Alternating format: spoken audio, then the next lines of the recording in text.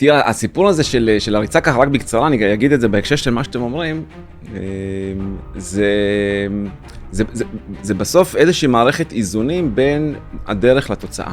והרי המון מאיתנו מרבים לדבר על זה, מה יותר חשוב, להיות מוכוון תוצאה, להיות מוכוון תהליך, וזה מייצר הרבה מאוד אמונות שונות ומחשבות אצל כל אחד, והעיקר הדרך או העיקר ההשתתפות, זאת אומרת, יש פה עולמות שלמים של מחשבה, ואני חושב שצריך לדעת לנהל אותם ביחד.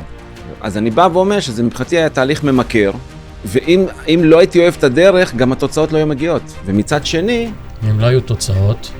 בוא, אי אפשר לבלבל במוח רק, כאילו אפשר רק לבוא וכן, בוא, אתה משקיע כל כך הרבה, אז בוא תהיה מרוצה ממה שאתה משיג, או מה שאתה מצפה להשיג, מה שאתה רוצה להשיג, וזה מעין איזונים שהם מאוד מאוד משמעותיים.